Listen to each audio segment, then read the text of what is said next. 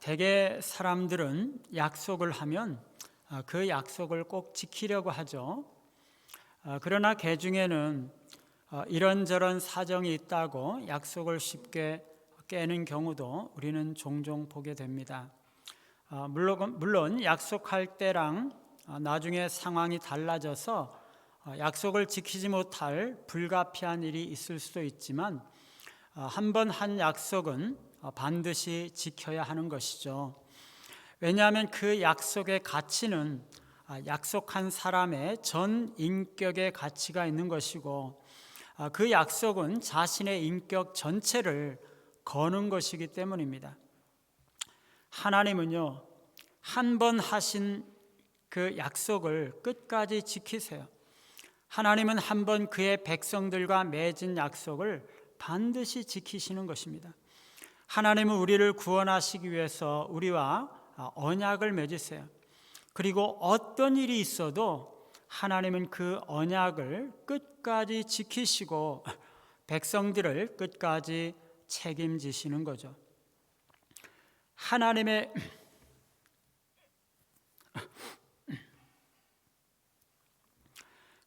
언약이란 하나님과 우리 신자들 사이에 맺은 언약을 말합니다. 하나님은 언약을 맺으시면 그 백성들에게 충성을 요구하시죠.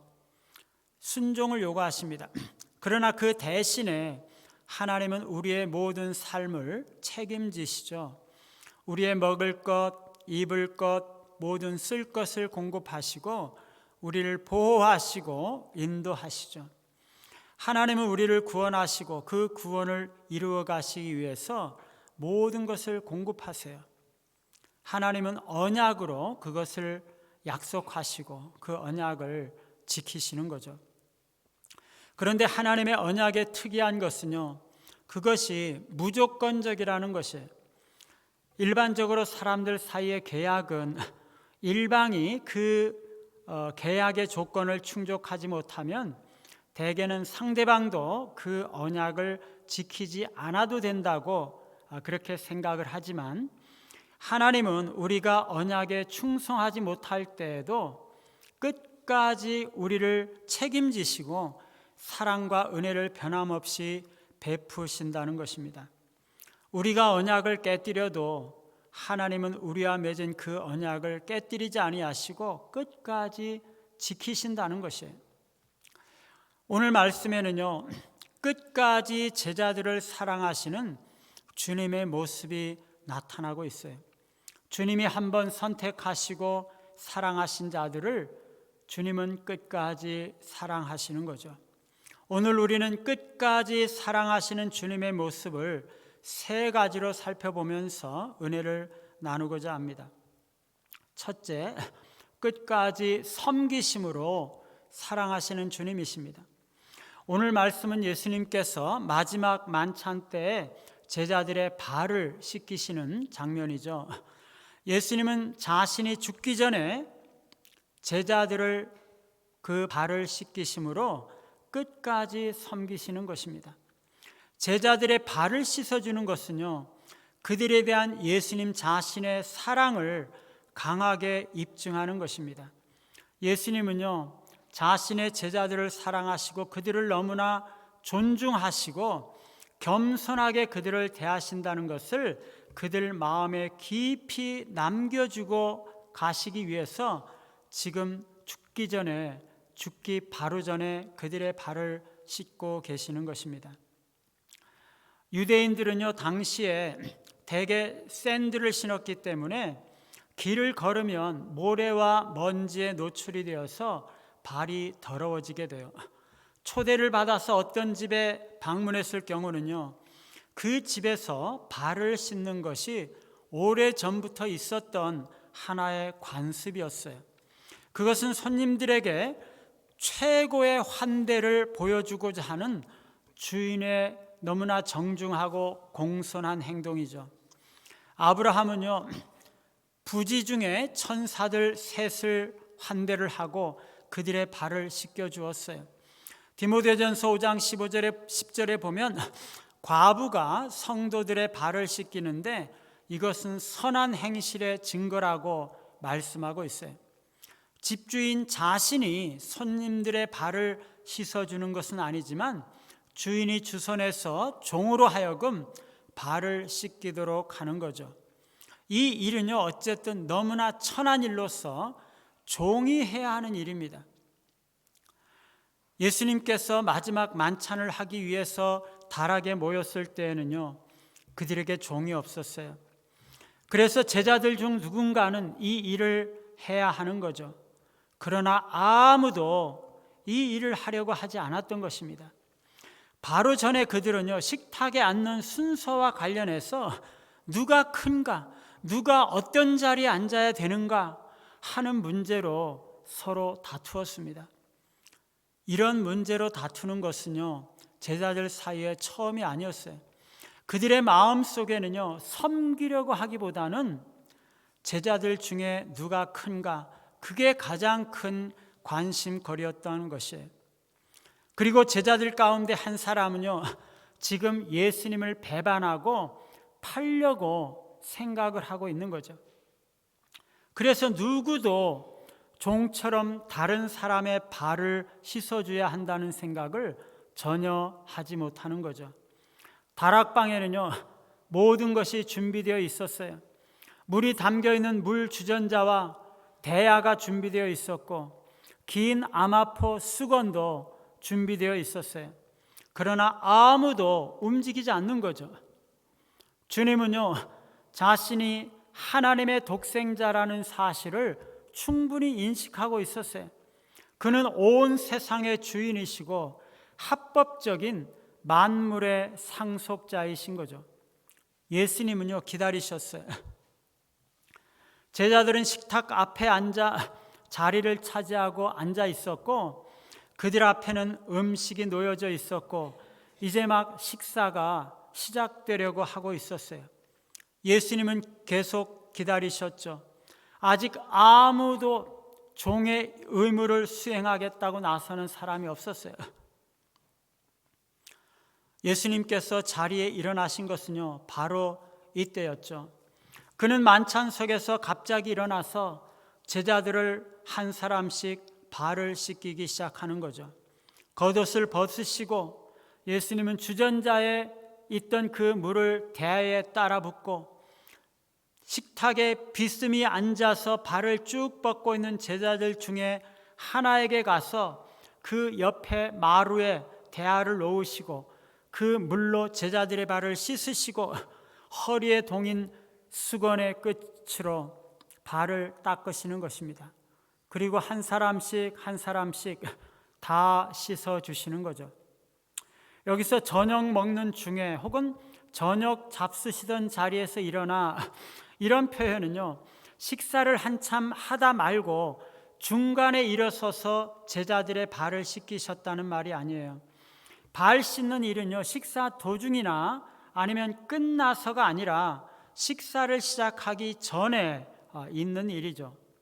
식사를 시작하기 이전이지만 유월절 만찬 식사 시간이기 때문에 저녁 먹는 중이다, 이렇게 그냥 대충 표현을 한 것이죠. 여러분, 지금 예수님은요, 누가 할 일을 하고 있는 것인가요? 종이 할 일을 하고 있는 거죠.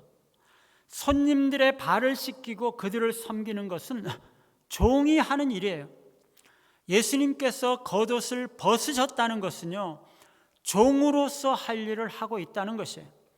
종들은 일할 때 허리에 두르는 간단한 옷 이외에는 아무것도 입지 않는 것이죠. 지금 예수님은요, 제자들의 주님의 모습이 아니라 종으로서 그들의 발을 씻기고 계시는 것이에요. 그런데 여러분, 3절에 보면은요, 예수님은 자신이 누구라는 것을 분명히 아셨다고 말씀하고 계세요. 자신이 하나님의 독생자였다는 사실을 주님은 충분히 인식한 가운데 제자들의 발을 씻기시고 종의 역할을 하고 계시는 거죠.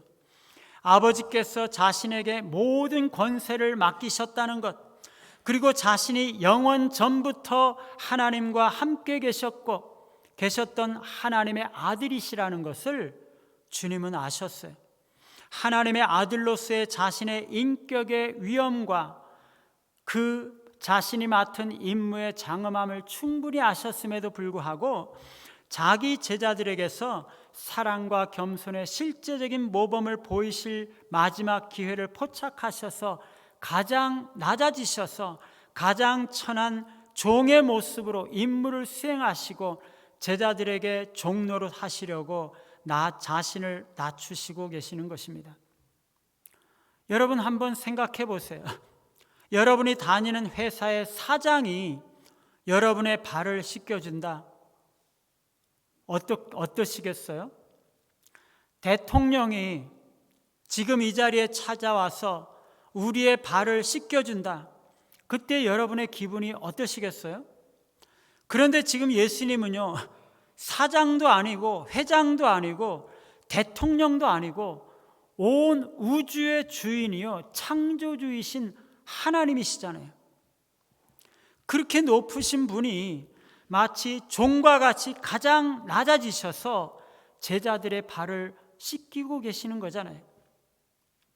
여러분, 우주의 왕이신 예수님께서 종의 모습으로 낮아지셔서 지금 제자들의 발을 씻기고 있다는 사실이 여러분 마음에 깊이 느껴지고 계세요?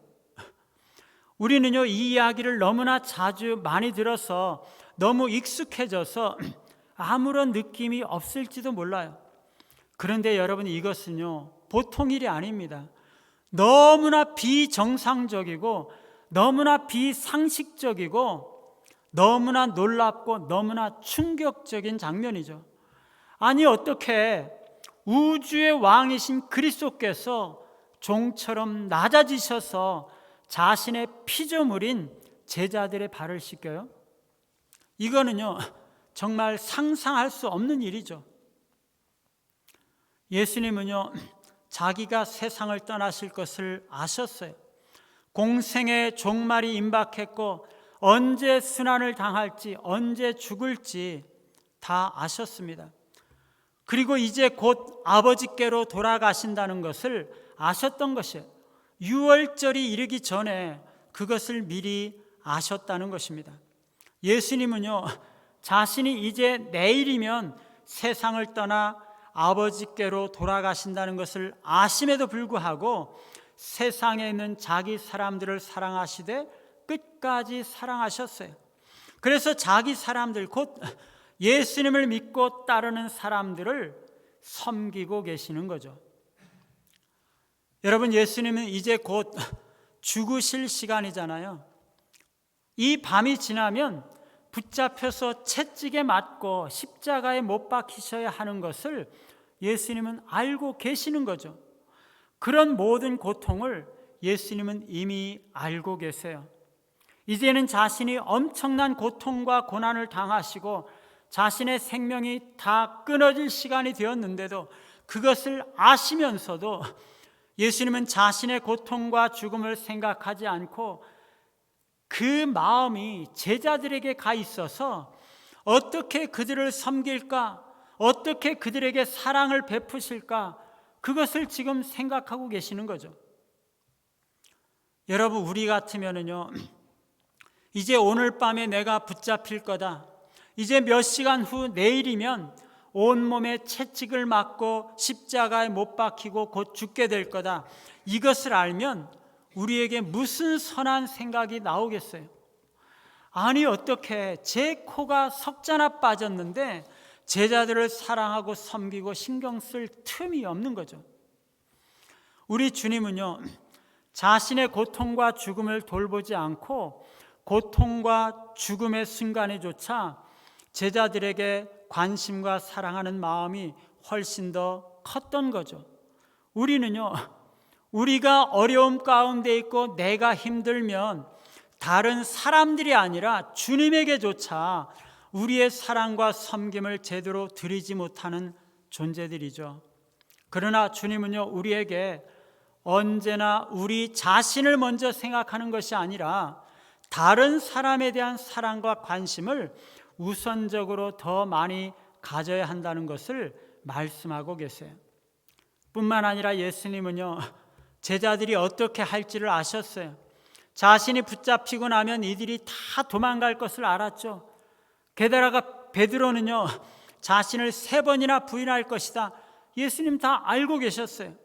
그들 모두가 얼마 안 가서 주님을 다 저버릴 것을 아셨음에도 불구하고 예수님은 그것을 전혀 상관하지 않으시고 그들을 끝까지 사랑하시고 섬기고 계시는 거예요.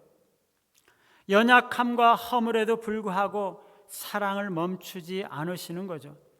제자들의 연약함에도 불구하고 그것을 전혀 상관하지 않고 그들을 계속 겸손하게 섬기고 계시는 것입니다. 우리들 같으면은요, 제자들이 배신할 거다, 친구가 배신할 거다, 친구가 금방 이 관계를 끊고 도망갈 거다, 그것을 알면 얼마나 실망하겠어요. 그러면 제자들에게, 친구에게 그렇게 끝까지 사랑하고 관심을 가질 마음의 여유가 있겠습니까? 예수님은 끝까지 사랑하시니까 그게 가능했던 거죠. 예수님께서 자기 사람들을 끝까지 섬기심으로 사랑하셨다는 것은요, 발을 씻기는 것에만 국한된 것이 아니에요. 무엇보다도 십자가에 달려 죽으심으로써 자신을 주기까지 우리를 사랑하신 그 사랑에 나타나 있는 거죠. 주님은요, 우리를 위해서 십자가에 죽으실 정도로 우리를 사랑하셨어요. 이것은 전 생명을 내놓고 전 인격을 쏟아붓는 사랑이죠. 그것은 영원하신 하나님의 사랑의 표현입니다. 주님께서 우리를 위해서 십자가에 죽으신 것은 우리를 위한 탁월한 섬김이시죠. 주님은요, 자신을 십자가에 내어주심으로 우리를 끝까지 섬기시고 우리를 사랑하여 주셨던 거죠. 지난번에 코로나 팬데믹 위기 때 의료 종사자들 가운데 정말 눈에 띄고 정말 감동적인 사람들이 있었어요. 자신의 건강을 위험에 빠뜨리고 너무나 힘든 상황 속에서도 환자를 돌보기 위해서 지치지 않고 일하는 사람들을 우리는 보았잖아요. 며칠을 잠을 못 자고 일하고 너무나 힘들어서 쓰러지기도 하고 자신이 심지어 코로나에 걸려서 큰 고통을 당하기도 하는 것을 보았습니다. 자신이 고통을 당하고 힘들어도 자신이 비록 코로나에 걸려도 자신을 돌보지 않고 오직 다른 사람들의 복지와 안전에 헌신하고 그들을 위해서 봉사하는 사람들을 보면서 우리 모든 국민들은 큰 감동을 받지 않았습니까? 예수님은요, 자신의 생명을 내어주시면서까지 극한 고통과 고난을 당하면서까지도 우리를 사랑하셨기 때문에 우리를 위해서 십자가에 죽는 희생적인 섬김을 하신 것입니다. 이게 끝까지 사랑하시는 주님의 사랑이시죠. 두 번째는요, 죄인들을 끝까지 사랑하시는 주님이세요. 끝까지 사랑하시는 예수님의 사랑은요, 예수님을 배반하고 반역한 가룟 유다를 향한 태도에서도 잘 나타나고 있어요. 2절에 보면 마귀가 가룟 유다의 마음에 예수님을 팔려는 생각을 넣었다고 말씀하고 있어요. 이 유다는요, 3년 동안 그리스도의 제자들과 함께 같이 살아왔고 그분의 기적을 보았고 그분의 설교를 들었고 그분의 사랑의 증거들을 많이 경험을 했어요. 다른 제자들과 함께 직접 전도했고 그리스도의 이름으로 기적도 행했고 주님께서 제자들을 둘씩 보내실 때에는 쌍을 이루어서 전도에도 참여했어요. 지금까지 그렇게 주님을 따르며 주님과 동행하던 자였는데 이제 마귀에게 사로잡혀서 예수님을 팔아넘기고 자신은 파멸의 길로 거침없이 달려가고 있는 거죠. 이것은요, 자신의 영혼보다도 돈을 더 사랑하는 너무나 사악한 행위죠. 여러분, 사탄이 사람들을 삼키기 위해서 유혹하는데 즐겨 쓰는 방법이 있어요. 사탄은요, 먼저 자신이 부축한 사람들의 마음에 악의 씨를 뿌립니다. 악한 생각과 충동, 암씨를 넣어주는 거죠. 그 마음밭은 사탄이 뿌린 씨의 터전이 됩니다. 인간의 죄는요, 그의 마음을 그러한 생각이나 충동 또는 암시에 열어주고 그것에 자리를 내어주어서 그것이 마음밭 깊이 묻히도록 해줌으로써 열매를 맺히게 하는 것이에요. 이것은요, 하나님의 말씀이 우리 마음밭에 심겨져서 열매를 맺는 것이 아니라 마귀의 악의 씨앗이 우리 마음밭에 뿌려져서 열매를 맺는 것이에요. 그러면 마귀의 괴계가 이루어지고 우리는 마귀의 유혹과 충동을 따르게 되고 마귀의 지배를 받게 돼요. 사탄의 목적은요, 하나님의 일을 방해하고 하나님께 돌아가야 할 영광을 돌아가지 못하게 만들고 하나님의 구원 계획을 방해하는 것이에요. 그래서 하나님의 사랑과 은혜를 누리지 못하게 하고 사람들로 하여금 파멸에 이르게 하는 것입니다. 지금 유다에게 그렇게 하고 있는 거잖아요. 예수님은요, 지금까지 유다를 얼마나 사랑해 왔는지 몰라요. 예수님은 유다를 포용해서 12 제자 중에 한 명으로 선택하셨어요. 예수님은요, 궁극적으로 유다가 자신을 배반하고 팔 것이라는 사실을 몰랐을까요? 아셨어요. 아셨음에도 불구하고 유다에 대한 신뢰와 조건 없는 사랑을 나타내셨기 때문에 그를 12 제자 중에 하나로 선택을 하신 것이에요. 예수님은요, 다른 제자들과 다르게 유다를 취급해 보신 적이 없으세요. 그리고 예수님은 공생의 사역 전반에 걸쳐서 회개와 용서에 관한 메시지를 일관성 있게 가르치셨어요. 이것은 유다로 하여금 자신의 길을 바꿀 수 있는 기회를 제공했던 것이죠. 오늘 최후의 만찬에서도 예수님은 유다를 포함하는 모든 제자들의 발을 씻기신 거죠. 심지어 이제 곧 자신을 배반할 것을 아시면서도 그 유다에게까지도 깊은 사랑을 보여주신 것입니다. 만찬에서 주님은요, 제자 중에 자신을 팔 자가 있다고 말씀을 하시면서 그것이 유다라고 분명하게 말씀을 하셨어요.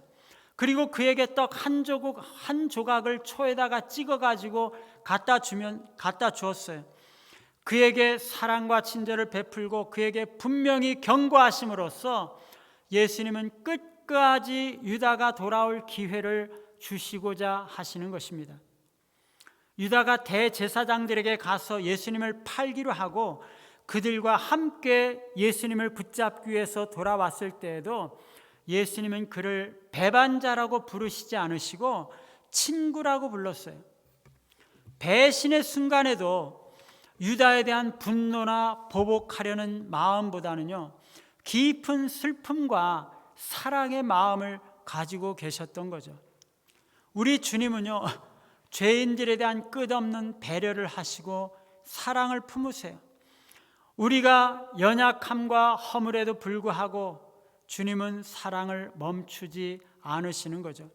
마치 어머니가 연약한 어린아이가 어릴 적에 제멋대로 하는 것을 보고 그럼에도 불구하고 끝까지 자녀들을 사랑하는 것과 같아요.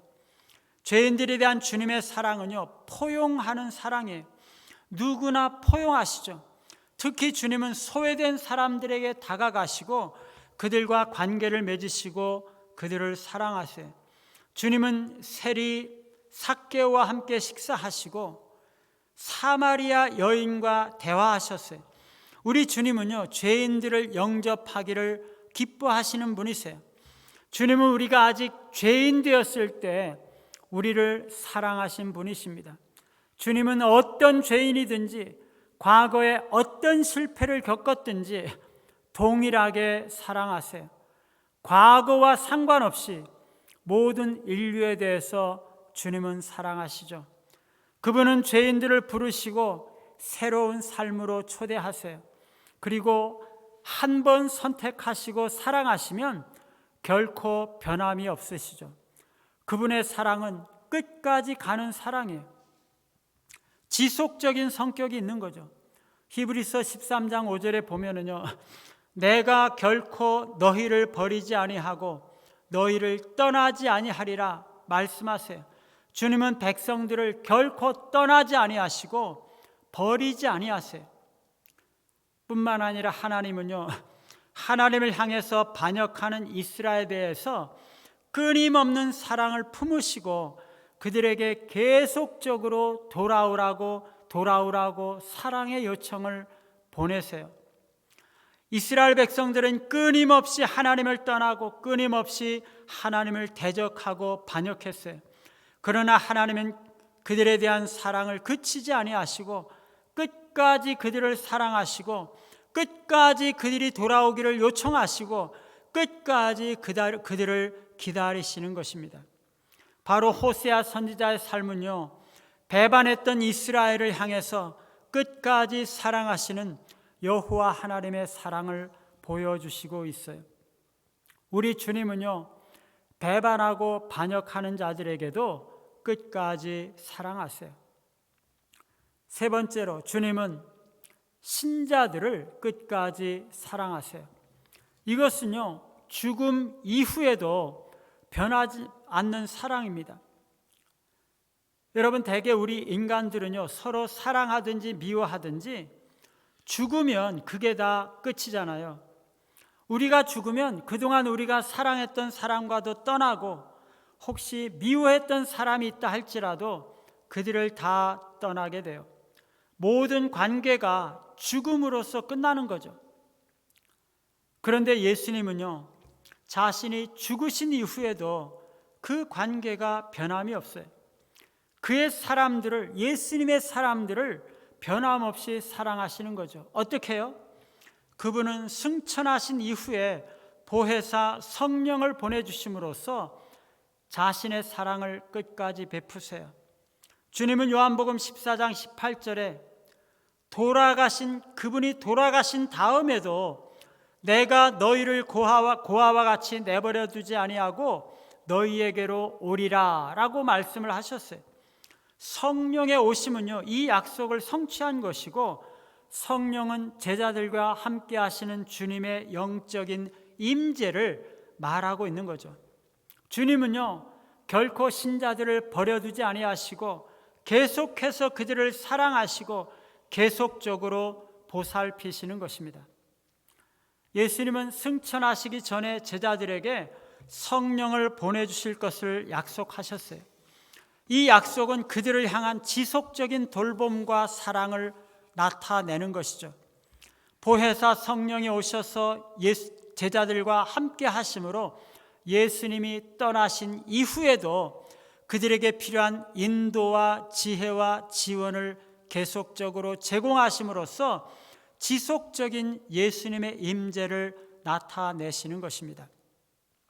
성령이 제자들 안에서 거하시는 것은요, 친밀함과 돌봄을 제공하는 것일 뿐만 아니라 사역을 위해서 능력을 공급해 주시는 거죠. 마태복음 28장 19절 20절에 보면은요, 주님은 제자들에게 세상 끝날까지 항상 내가 너희와 함께 있을 것이다 약속해 주셨어요. 다시 오실 때까지 주님은 변함없는 임재와 사랑을 보여주시는 것입니다. 뿐만 아니라 주님은요, 신자들을 천국까지 하나님 앞에 갈 때까지 끝까지 인도하심으로써 신자들을 끝까지 사랑하시는 것이에요. 예수님은요, 양들은 그 누구도 잃어버리지 않겠다고 약속하세요. 내가 그들에게 영생을 주노니 영원히 멸망하지 아니할 것이요 또 그들을 내 손에서 빼앗을 자가 없느니라. 그래서 그들을 끝까지 인도하시죠. 이 끝이란 구속 사역의 완성을 말해요. 선한 목자이신 우리 주님은 양들을 끝까지 돌보시고 인도하시고 보호하시고 양육하셔서 양들이 천국에 갈 때까지 하나님 앞에 그들에게 예비된 구원이 완전히 이루어질까지 신자들을 개인적으로 이끌고 지지하고 보호하시겠다는 것입니다. 우리 교회 어르신들이 여러분 계시죠? 우리 주님께서 우리 어르신들을 끝까지 사랑하세요. 여러분 믿으시죠? 주님은요, 어르신들이 돌아가실 때까지, 아니 그 죽음을 넘어서까지, 그리고 우리 모든 사람들의 죽음과 그 이후까지도, 천국에 갈 때까지도 변함없이 사랑하시고 인도하신다는 것이에요. 그래서 끝까지, 하나님 앞에까지 주님은 우리를 반드시 인도하시는 거죠. 우리 주님은요, 끝까지 사랑하시는 분이세요. 얼마 전에 제가 아는 어떤 친구와 대화하면서 그 친구의 고민을 들었어요. 아들 문제인데요, 애가 참 똑똑하고 의욕도 많았고 활기가 넘쳤어요. 공부를 아주 잘했죠. 그래서 서울에 있는 S대학에 들어갔어요.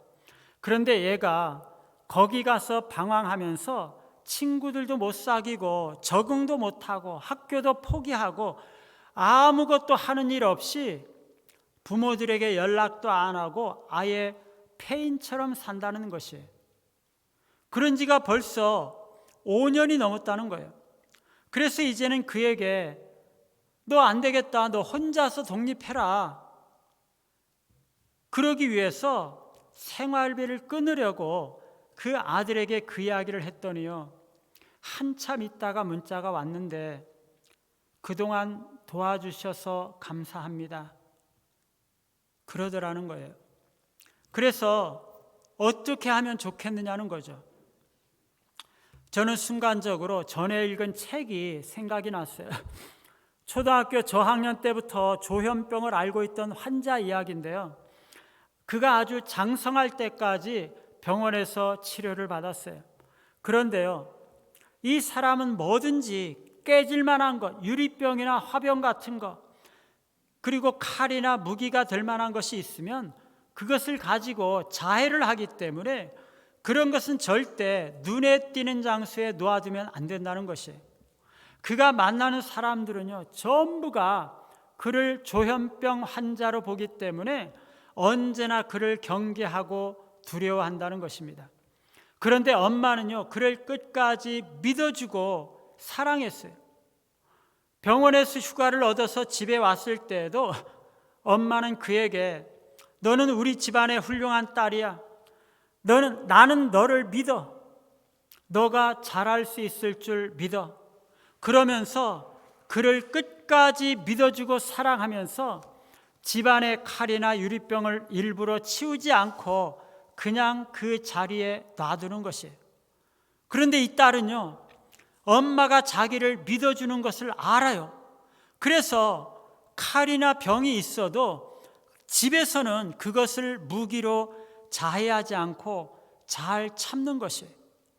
나중에 이 여자가 치료를 받고 상담 심리학자가 되는데요, 그러고 나서 고백하기를 그 심한 조현병 시기 가운데 자신에게 소망을 주었던 한 줄기의 빛이 있다면 엄마가 자기를 끝까지 믿어주고 끝까지 사랑해 주었던 것이라고 말했어요. 그게 아무 정신이 없는 것처럼 보이는 이 딸에게 위로와 큰 힘이 되었던 거죠. 그 생각이 나서 그 친구에게 말했어요. 끝까지 아들을 믿어줘라, 끝까지 사랑해줘라, 끝까지 그에게 나는 너를 믿는다, 너는 우리 집안의 훌륭한 아들이다, 나는 너가 잘할 수 있을 것을 믿는다, 그 이야기를 해줘라. 그리고 계속 지원해줘라. 그러면 언젠가 반드시 돌아올 거다. 사랑하는 여러분, 우리 주님은요, 우리를 결코 버리시지도 떠나시지도 않으세요. 우리 주님은 우리가 아무리 실패할지라도 우리를 믿어주시고 끝까지 사랑해 주세요. 우리 주님께서 끝까지 사랑하시는 분이심을 믿고 주님의 사랑의 깊이와 넓이와 길이를 알아서 감사하며 믿음으로 사시는 우리 모두가 되시기를 간절히 바랍니다.